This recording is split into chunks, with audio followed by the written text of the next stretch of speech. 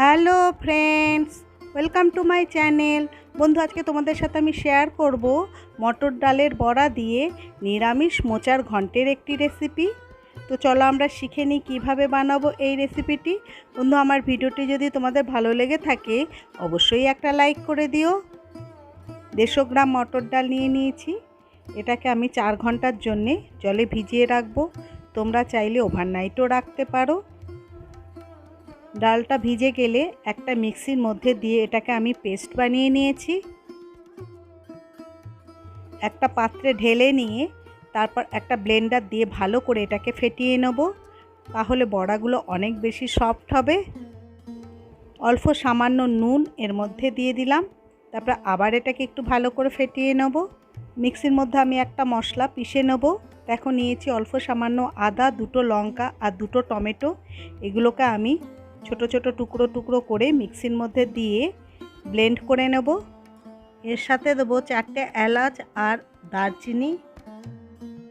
আমার ব্লেন্ড করা হয়ে গেছে। এবার বড়াটাকে আমি ভেজে নেব। একটা প্যান বসিয়ে অল্প সামান্য তেল দিয়ে ছোট ছোট করে বড়ার আকারে আমি শ্যালো ফ্রাই করে নেব। 2 মিনিট বাদে বড়াগুলো আস্তে আস্তে উল্টে দেবো। দেখো, বড়াগুলো অল্প তেলেই কত সুন্দর ভাজা হয়ে গেল। এবার বড়াগুলোকে নেড়ে চেড়ে আস্তে আস্তে তুলে নেব। একটা প্যানে 2 চামচ সর্ষের তেল দিয়ে 1/2 চামচ গোটা জিরে, 2টো শুকনো লঙ্কা আর দিয়েছি 2টো তেজপাতা। এর সাথে এলাচ, লবঙ্গ, দারচিনি মিশিয়ে অল্প সামান্য দিয়ে দিয়েছি। ফোড়নটা ভালো ভাজা ভাজা হয়েছে। এবার ব্লেন্ড করে রাখা মশলাটা আমরা ফোড়নের মধ্যে দিয়ে দেবো।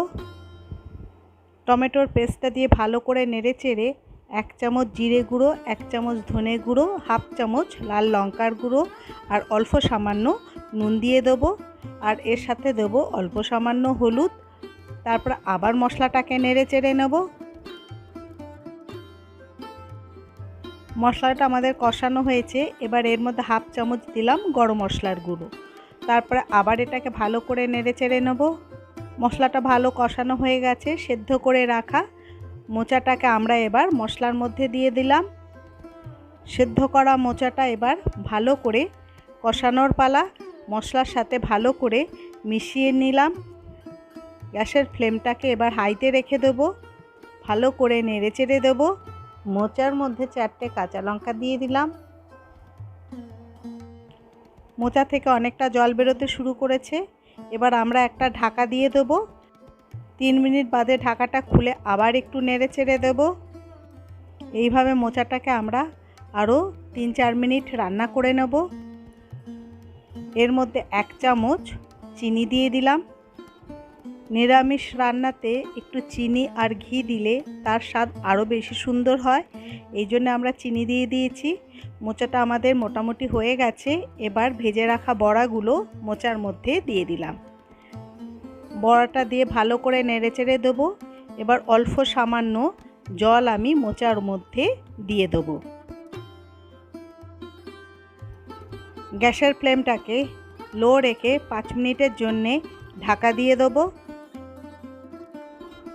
5 মিনিট বাদে মোচাটা একদমই রেডি হয়ে গেছে। এবার 1/2 চামচ ঘি আমরা দিয়ে দিলাম।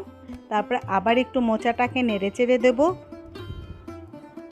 মোচার ঘন্টটা এবার আমাদের সার্ভ করার জন্য একদম রেডি হয়ে গেছে। খুব সহজে এই রেসিপিটি তৈরি হয়ে যায় এবং নিরামিষ দিনে এই রকম একটা রেসিপি হলে দুপুরের ভাত খাওয়াটা পুরোটাই জমে যায়। বন্ধু, তোমরা অবশ্যই এই রেসিপিটা একবার বাড়িতে ট্রাই করো। আমার ভিডিওটা যদি তোমাদের ভালো লেগে থাকে অবশ্যই একটা লাইক করে দিও।